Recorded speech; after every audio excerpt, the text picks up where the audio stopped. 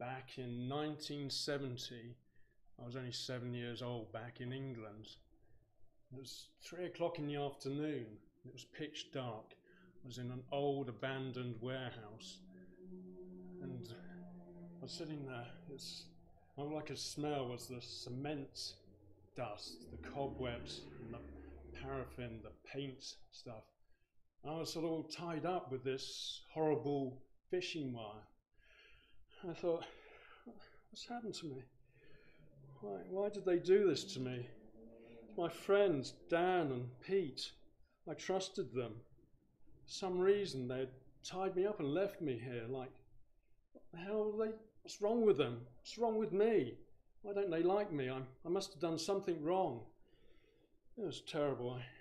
And ever since then, I then became this, unconsciously, I then created this whole realization that obviously I couldn't trust people. Who would after that sort of experience? And I then became the shy, lonely, introverted single guy. And obviously today we're going to look at how my life transformed. I'm going to give you a little introduction to that. From that, the previous Colin, way back as a 7-year-old, through to doing comedy at the Edinburgh Fringe. I never thought I'd ever stand up in front of anybody and do comedy. That was definitely not a shy, introverted type of thing a guy like me would do, or that previous Colin would have done. It'd be crazy to do that, stupid. And to getting married in 3 months, 39 years single. I never even had a serious relationship, so I was scared of women. I didn't know what to do. I didn't know anything about it. I preferred my single life because I knew how horrible couples were or how horrible relationships were. So why would I even get into relationships? So there's a whole ball of transformation happened over those 30 odd years, particularly the last 20 years I'm going to be focusing on. And we're going to look at those. So the first bit I want to tell you about was again back in, it was been 1985, again back in England. This was Christmas time, December. I was outside my door, sort of scratching away at the windows, trying to remove the ice. And then I realized the ice was on the inside of my house. Oh, what the hell? Then I opened the door and there was this drip, drip, drip. Oh, it's like a little winter wonderland inside of my house. And I thought, what the hell's going on? This was just after I graduated, spent 4 years trying to be an electronic engineer. I got my first job as well, my first house as well. And I hated my job. I didn't want to be an electronic engineer. I was a computer geek. I just followed my dad. He was an electronic engineer. And I thought, well, I'd better be one, you know. But I like computers. Still am a computer geek, I guess, but not a trained computer geek, because I did electronic engineering instead. And I was thinking, oh my goodness. And I put the carpets out on the pavement outside, and they froze to the pavement, and it was just horrific. So obviously the lowest point of my life, I guess, that was, besides obviously the issues way back as a 7-year-old. And that next couple of days when I was downtown, I noticed in a shop window this little advert said, stressed, depressed, need help. I thought, shit, that's me. I need that. Who doesn't? And I thought, I'll try anything. I didn't know what the hell it was. I checked it out, and it was Transcendental Meditation, TM. And check it out at tm.org. I thought they had a lot of theories about how you bubble along on the surface of your thinking. And then there's this unified field down here, the source of all thoughts, where it bubbles up, and eventually you become conscious of your own thinking. I thought, oh, that sounds nice. I could try it. But I'll try anything. It was just so horrible. And I meditated for 20 minutes in the morning, 20 minutes in the evening, for a couple of weeks, and not a lot happened. It seems, okay, get some shut-eye, some power nap, whatever you like to call it. So it was okay. But then after 2 weeks, my sense of taste, smell, general aliveness was just like, hey, can't believe it, eh? And I thought, what the hell is this all about? You know, am I on drugs? You know, is this, yeah, man, let's have more of this. So of course I got addicted to meditating, because I thought if 20 minutes twice a day did that, I thought if I do an hour a day or 2 hours a day, I'd become God Almighty, you know, I'd be the king of the world. But that's another story, how I got addicted into that. But the main thing, the main realization I had when I was doing the meditation was, before I used to try and think and figure everything out. Let's see, how am I going to get a woman, or what am I going to do with my life? I was trying to work stuff out all the time, always trying to analyze things. And during the meditation, I realized thinking just happens, whether I like it or not. Oh my goodness, it's still happening. I don't have to try and think. I'm already thinking, or I'm not thinking, my brain is thinking, whether I like it or not. I don't know if you've ever tried stopping your brain, tried to stop thinking. You can try it now if you like. It's not easy, it just goes and goes. I thought, wow, this is great. I can actually be free from having to work stuff out. It was just like hard work. It was incredible. I can actually enjoy my life.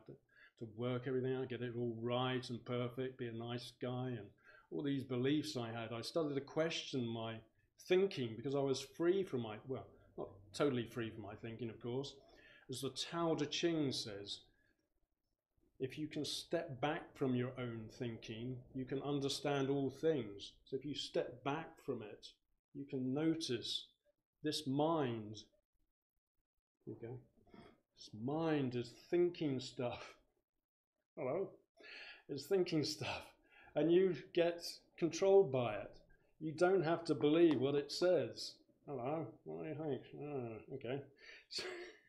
So today I'm gonna, as the introduction, I want you to start to question your beliefs, your opinions, your perceptions of life. And I understand that's going to be pretty horrible, because some of you believe you know the answer, just like I did. And I still believe I know the answer, of course. So I'm not going to give that up. But it's a different type of answer. It's not knowing who you are or I am, because I used to know myself as this shy, lonely, introverted guy. But I'm not that. And sometimes I am, or maybe I still am that type of guy. Obviously doing this sort of thing in front of a camera is not who I was, or maybe who I am.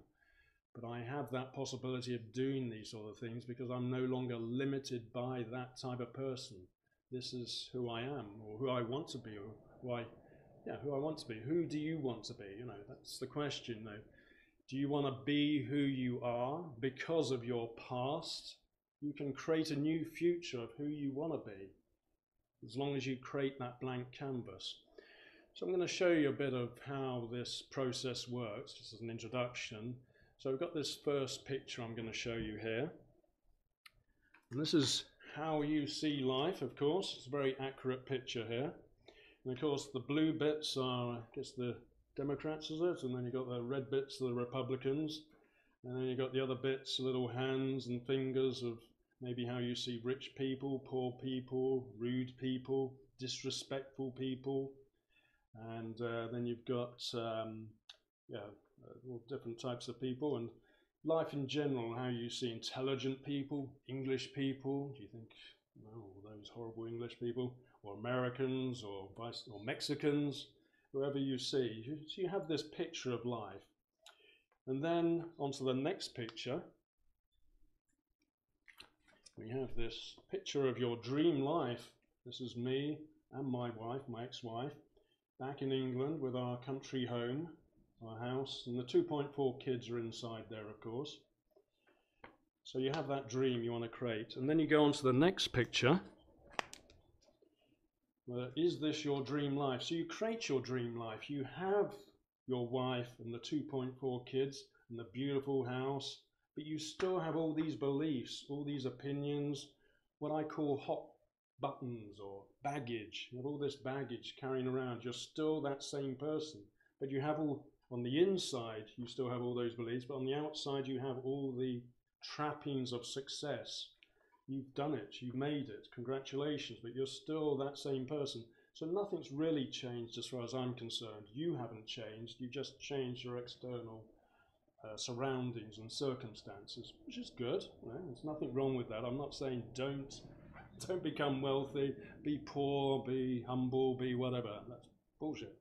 No, definitely make sure you make money, but make sure you transform in the process. And obviously, as far as I can see, most people who are successful do transform. A lot of their beliefs, to be a true leader, you would have to be free from your beliefs about Republicans, Democrats, Obama, Trump, British people, Americans, Mexicans, rich people, poor people, unemployed people, you know, all these beliefs that we carry around, all that baggage. So on to the next slide, which is the beginner's mind. So this is what I'm looking to free you from all your beliefs, to start on that blank canvas, because, you know, most people are trying to improve that picture, make it a little bit nicer. This is not about making you nicer or better or kinder or anything like that.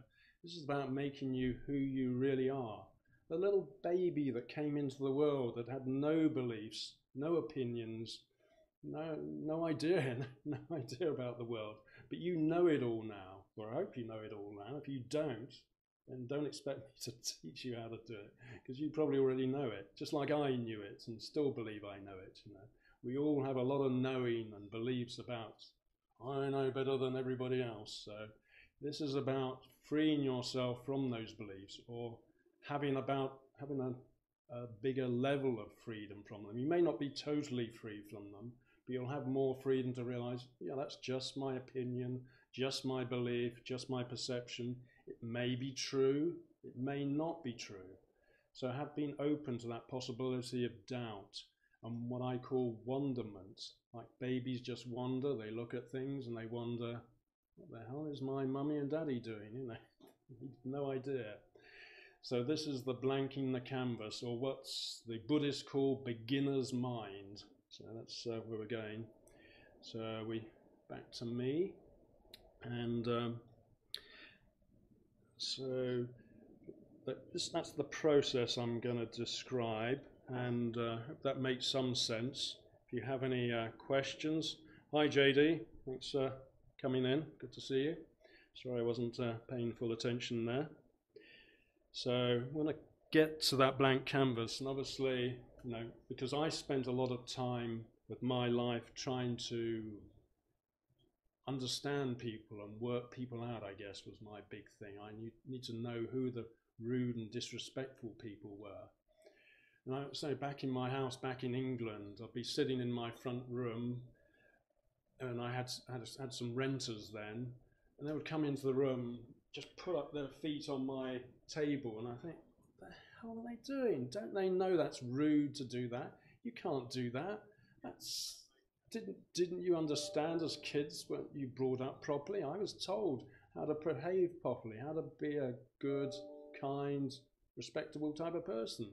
But for some reason, these renters didn't know it. I thought, what the hell?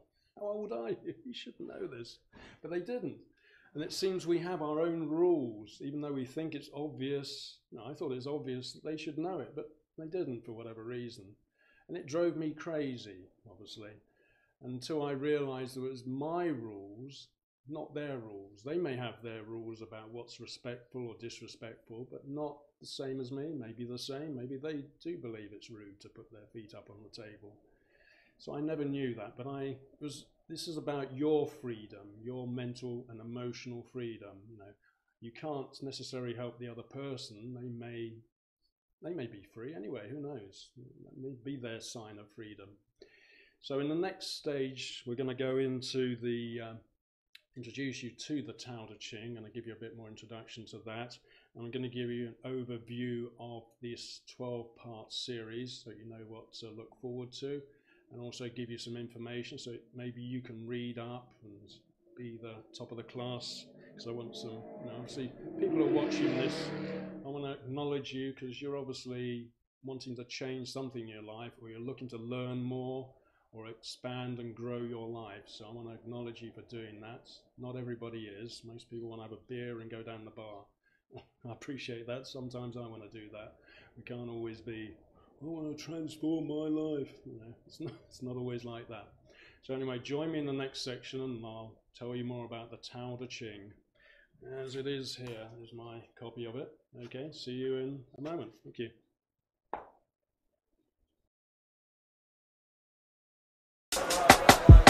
Thank you.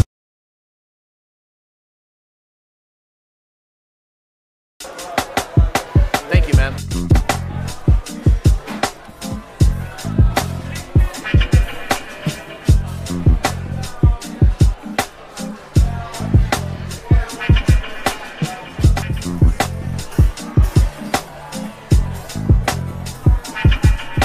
You join the show, baby? Yes, I do. I guess you like this honey, huh? That's some good honey, baby. That's not the honey I want. I want this honey. Oh, yeah, baby. See, bet you can't compete with this, huh? That smells so sweet, baby. Oh, can you feel that? Oh, that's so good, girl. Oh, my goodness. Oh, that's just soft. Oh, it's just...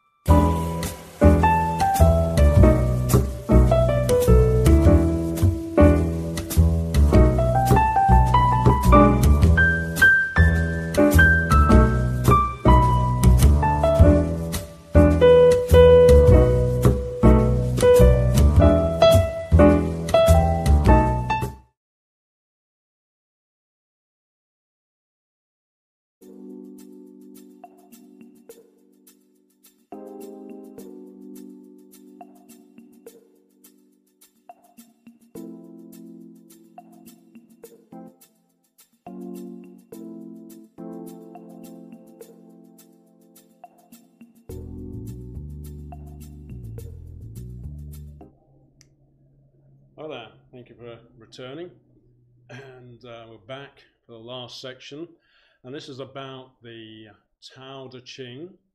So I want to start off my little story of how I found out about it. Again, it was back in England, back in 1985-86. This guy called Pete. It was sort of a little bit hippie trippy. Go around, hey man, hey dude.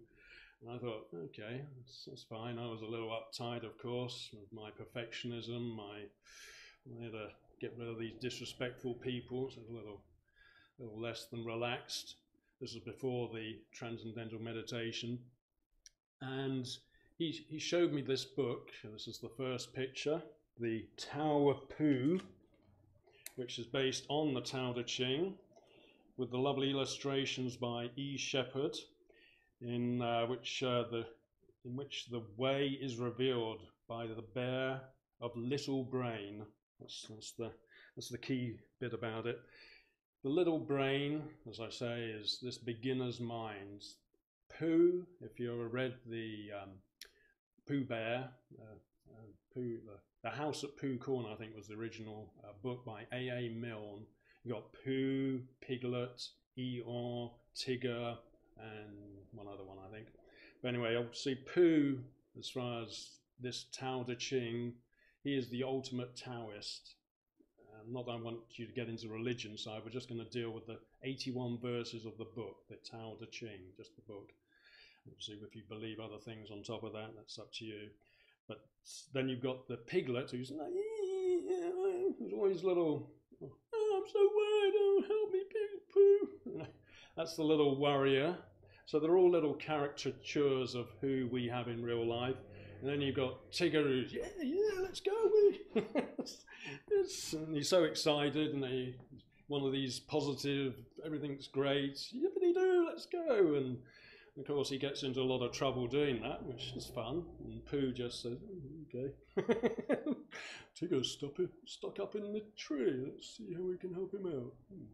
So he has fun with that. And then you've got Eeyore's, oh dear, everything's so bad. Look at my house, it just blew down. You know, so obviously he has a little darker view on life. So you have all these little characters going around with Pooh Bear.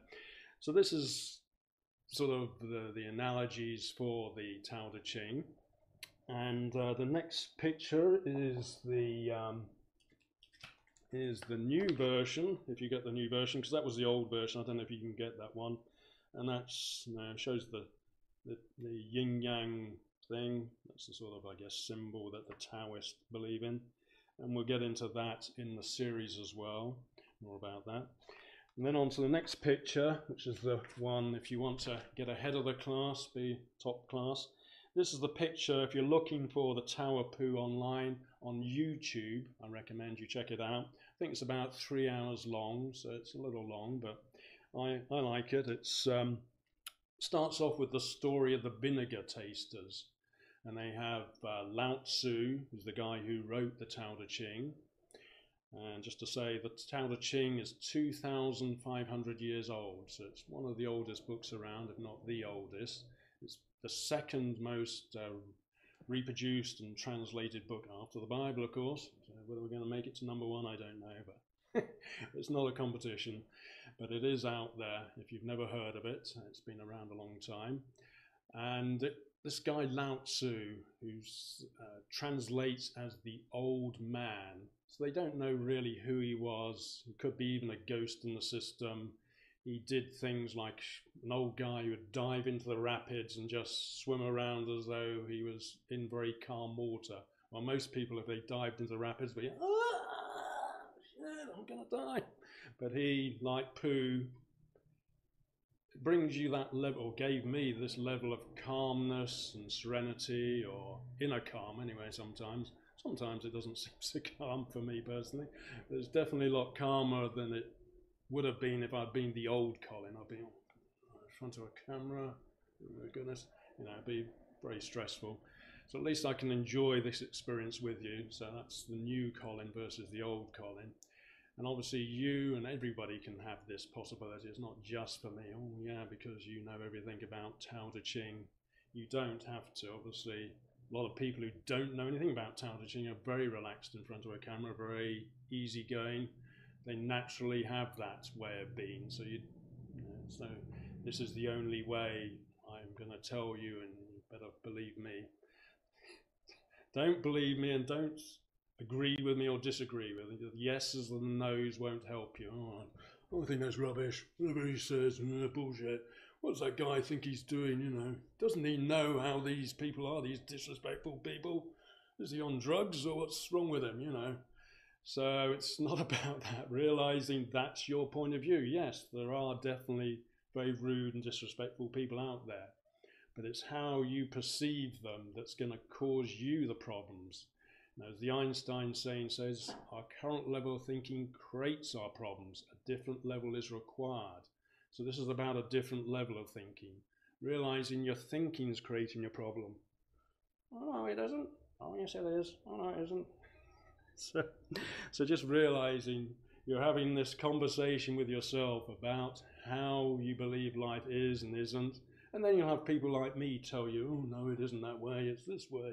Or somebody else, So you get bombarded and you have to make your mind up. Oh yeah, it is this way. But of course, on the blank canvas, if you do get to that stage, when you're free from all those hot buttons where people can press you and I can say, no, there's no rude people. You're rude, you're horrible. Whatever I can say to you that will press your button, till you're free from that, the reacting like little Pinocchio with the strings pulled. Oh, Colin said that. You said that. Trump said this. Obama said that. Oh goodness, So you're like a little mannequin, a little puppet. So I want to cut the strings so that you can start to be your own Pinocchio without the strings, and see what that's like. How you'd create your life if you didn't have to react to people. What would I do in this relationship if I didn't think she was this way or that way, or she shouldn't have done that, or he shouldn't have done that, of course, because he definitely does wrong things. So it's realizing there's a possibility on that blank page. You can create anything, basically. And that's scary, of course. That's what most artists, most writers hate, a blank page. We know how life is. I can write a book about it. But if you don't know how life is, like a baby doesn't know, then anything and everything is possible, and then you're responsible for creating it. You can't say, well, Colin made me create it that way, or the Tower of Ching did, or Trump did, or Obama did, or somebody did it to me, the Illuminati did it to me, I don't know, somebody did it to me. No, you did it. You're going to have to take responsibility for your life. I've got my life, you've got your life. And I know that's a big responsibility, because nobody else is coming to save you, as much as I want to help you, of course. I'm here to help you if you do have trouble freeing yourself from these beliefs and opinions, because I know some of them they're very strong, they're ingrained, and they seem very true, and they are very true to a certain extent. So it is a hard journey. It's not an easy journey, and again, I want to acknowledge you for even being here on this call to watch and start to understand what's this guy going on about, this British guy telling us Americans how to do our lives. How dare he do that? That's what the British used to do. Yeah, we got rid of the British. So we're back again to tell you Americans how to sort your shit out. So we're going to do it for real this time. So this is a journey, as they say. It's not done overnight. That's why we've got the 12 sessions, starting off with the first one will be going into this difference between change and transformation. It's a big difference, even though it may not seem much. Transformation does create change, but change doesn't create transformation. That's maybe the key difference there.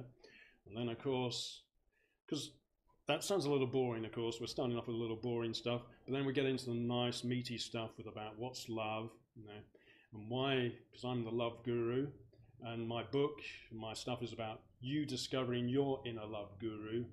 So why am I single? Because I'm the love guru. I should have women all over me, of course. I should be married again. What happened to my marriage? You might hear more about that, so you'll get to hear the inside scoop and the dirt about me. That's always good for those who like the gossipy stuff. And then we got number 3, what do you really want? So this is, of course, about the happiness. You've got love and happiness. And then, of course, you've got success and suffering and all the key areas that we're looking at. And then we'll look at respect and disrespect, of course, along the way. But just briefly going back to the Tower of Pooh, of course, there was that bit with the vinegar tasters, and they had Lao Tzu there, and they had Confucius. He's the one who had all the rules of how you should behave. And then you had the Buddha, who learnt again how you should behave, how to be a nice Buddha. So we'll look at the differences there as well. And the last 2 pictures, next picture, just before we go, is the Tower of Ching pocket version, which is what I recommend, as well as listening to that Tower of Pooh. Don't get too involved in the Taoism bit, but so this pocket version you can pick out any time. It's got 81 verses. Just pick a page, instant wisdom. And then the last one is this last picture is the Tao Te Ching itself, is the new version, which is the one I have. And again, you can follow along at home, of course, because that's what it's all about. And then you can ask me questions at the end of each section. So next week we will be looking at this difference between change and transformation, and why even be interested in that? Why not just do whatever you're always already doing? Oh yeah, and also, of course, don't forget to, because I've packed in a lot of stuff, I want you to, you're not going to remember it all. If you want to watch it, repeat shows on it, we got on Social Media Shows. Go to that. That's on Facebook, on YouTube, on any Twitter, any platform basically. And you also got the Tower of Mole. You can see the repeat play of that there. Obviously, if you didn't get that bit where I gave my moment of wisdom that you thought, oh my goodness, he's so wonderful, you can see that again and again and again, and share it with everybody else, of course. Share it if you think this is of value. Definitely share it, because I want to get the message out there. After 30 years of my own travel, I believe everybody should have access to this. And I want to thank you again for watching and being part of this. Have a great weekend. Love you all. Bye.